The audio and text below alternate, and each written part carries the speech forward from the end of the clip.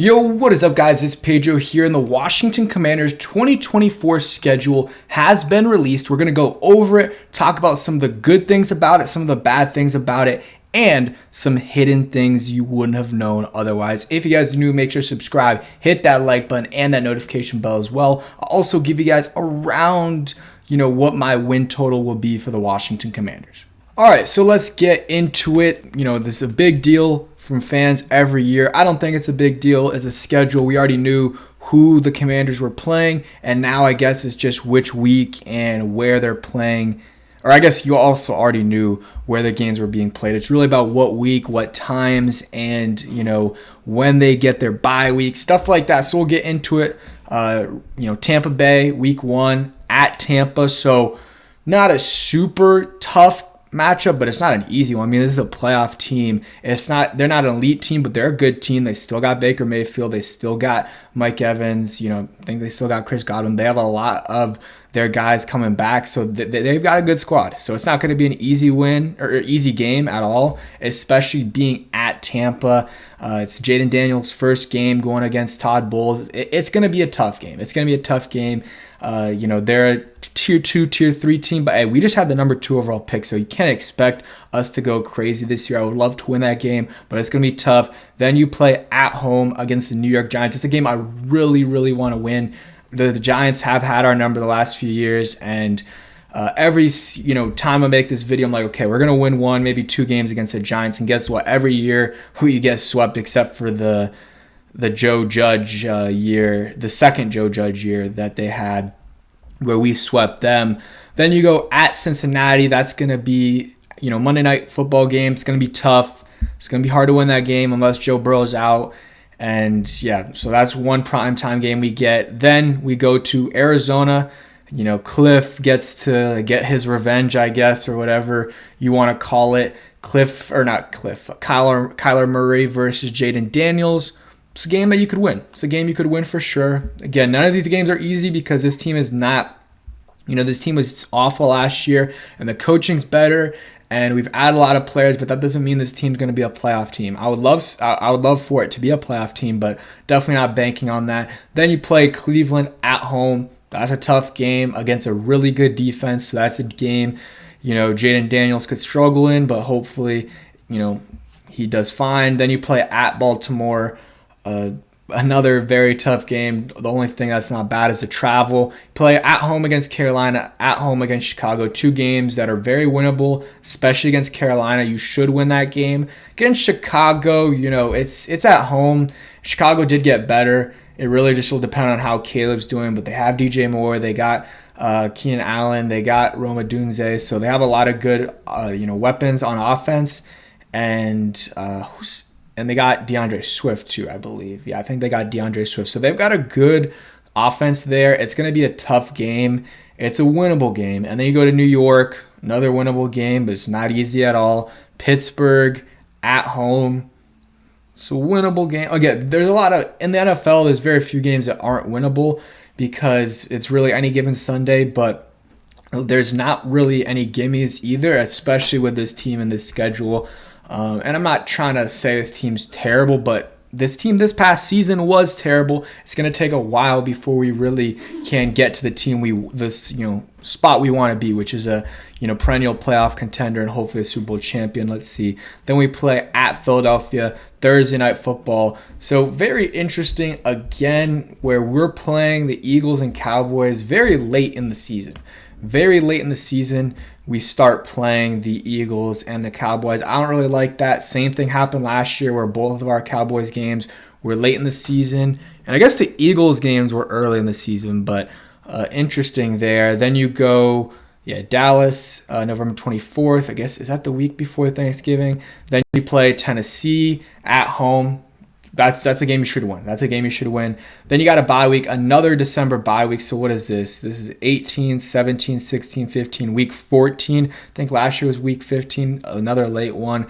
Then you go at New Orleans, winnable game, but not easy as well. Then Philadelphia at home against Atlanta. Would love to, the Falcons need to win a game against us to get in the playoffs, and we beat them. And then at Dallas, again, 3 years in a row, I believe, that we play the Dallas Cowboys week 18, or the last week of the season, which I think the last 3 years now has been week 18, including this upcoming season.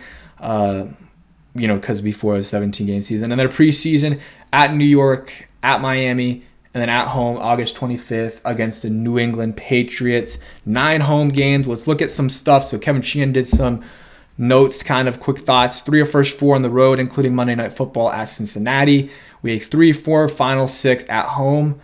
He says, will they matter at that point? Just 2 primetime games both away. That's not a surprise at all. There's teams that didn't get any, so got 2. I'm satisfied with that. Both New York games before first Dallas or Philly game, which is, another just, it's a little annoying. Wish it was more spread around. Another December bye week, another December bye week, 3rd straight year, and he got 0 correct in the mock, which is tough. This is one thing that is good, though.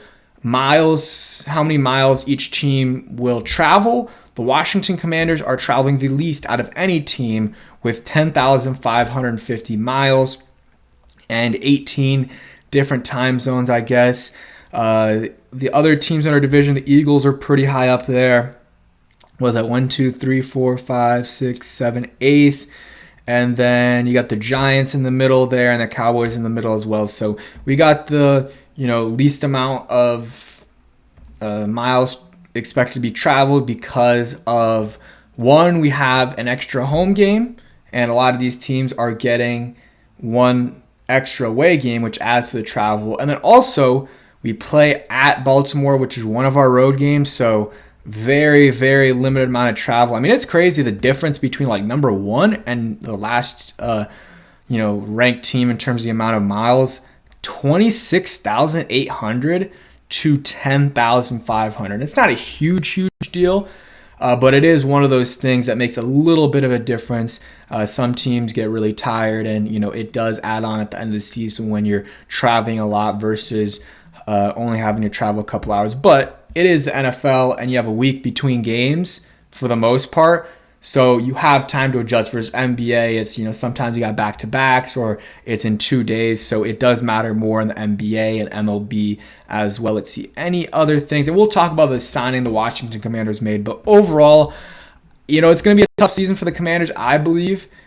Would love for them to prove me wrong. It really comes down to how good Jayden Daniels is. If he's what I expect, which is like a solid rookie, we'll probably win 5, 6, maybe a little bit more. If he struggles, then around 4 or 5 games. And if he's has a CJ Stroud type of season, maybe a little bit worse because CJ Stroud had an amazing season, I could see us winning 9 games and making the playoffs. There's a lot of different scenarios, but it's going to be a tough season. I'm probably predicting like 6 wins is what I'll do I'll say right now. I know a lot of people are excited. And just because I'm predicting 6 wins doesn't mean I'm not excited about the future. I am excited about the future. This season, though, is all about Jayden Daniels. If he has a really good year, we get 6 wins, and some of these other young players, some of the draft picks and other young guys on the team are playing well, then you're going to feel good about the future, and you're going to have a solid pick to add to that team, to add to that young core. And, there are still parts of the team I'm concerned with. Offensive line, it's, still not amazing. I mean, left tackle is a question mark. Who's going to play there? Brandon Coleman, a 3rd-round rookie. You really expect him to start? Like, I like him, but again, that's a concern. You got Wiley at right tackle, left guard. Nick Allegretti's a solid guard, but, I'm not feeling amazing about the offensive line. Receiver depth could be better. Tight end room isn't amazing, but I am excited about Ben Sinnott, and we'll see how he does this year. I'm excited for his future. And then on defense, the cornerback room is concerning, and then just not a lot of elite rooms, really. Like D-tackle is the only one, and 2 of those guys didn't have elite years last year. I'm expecting them to bounce back, John Payne and John Allen, especially since John Allen was hurt. But we don't really have many elite rooms, if any, besides, I think D-tackle is like the only one you can say is an elite group. But besides that, it's a lot of below average or average rooms, so you can't expect the Commanders to win 9, 10, 11 games. If they do, that would be great. But this is year 1, really, of the rebuild or retool, whatever you want to call it. If they win 5, 6 games, but Jayden Daniels looks good, then I'm going to feel really good about where the team is at. Let's go over the sign the Washington Commanders made. So they signed a former Cliff Kingsbury receiver, and that is Demir Bird. Has 130 career catches, 7 touchdowns over 7 seasons with 5 teams, including Arizona in 2019 when Cliff Kingsbury was a coach. And I'm going to go ahead and look up his stats because it gives some information, but doesn't really mean much what he said. I want to look at all of the stats here. So he is small, 5'9", and what I was looking at was actually if he can return a little bit. And last year didn't really play much. What did he do? He played for the Falcons, I guess. So his best season, 2020, 600 receiving yards, and had a touchdown. And I was going to say, I wouldn't be surprised if he rushed some as well. 3 rushes for 27 yards. Let's look at the return stuff. So kick and punt return, more of a punt returner, I guess, than a kick returner in 2018 in Carolina.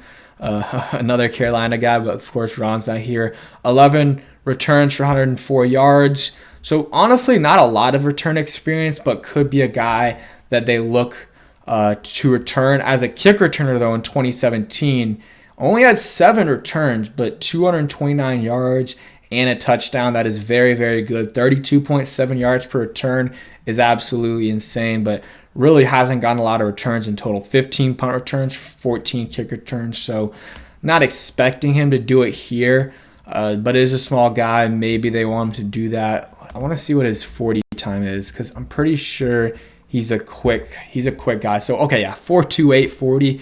So I wouldn't mind putting him at punt returner, kick returner for us. Get a little bit of a speed demon there, see what he can do for us. Crowder as well can be our punt returner. So maybe Demir Bird can be our backup returner if we need one. But at that point, do you really want to keep Crowder and him? We'll see. It's a guy that knows the system. Could be another Marcus Kemp, or what was his name last year? The other Kansas City guy that actually got PT for the Commanders. I don't know why I'm blanking on his name, but he actually got PT and made a catch or so every game. I don't know why I'm blanking on his name. I'm literally going to look it up right after this, but I'm sure people in the comments are going to say, well, we'll actually just look Commanders roster 2023 because I want to know who this is. But it could be another one of those situations, and maybe one of those guys makes it. I guess it's not going to show me the current. It's going to show me the current roster, but not the roster from last year. So I'll go ahead and look it up a little bit later. I guess we can just look here. But overall, not a terrible schedule. Would have liked the bye week a little bit earlier. Would have been nice to have that. But also, bye week at the end of the season is valuable because everyone is very banged up. So you're getting an advantage in that sense. And in that week, you're going to have a big advantage. Let's see. Byron Pringle, that's his name. So had 160 yards. Again, not a huge season. But Dyami Brown is far from a roster lock this year. It's really just Terry, Jahan, and Luke McCaffrey. After that, I don't know. Is Dyami Brown going to make it? Probably, but his roster spot's in question. Jamison Crowder or Bird, one of those two is going to make it. And then after that, who knows? Maybe, what's his name? Marcus Rosemy-Jacksaint makes it. I don't know. But yeah, that's it for today's video. Hope you guys did enjoy. And continue with OTA content and stuff this week. Thanks for watching and peace.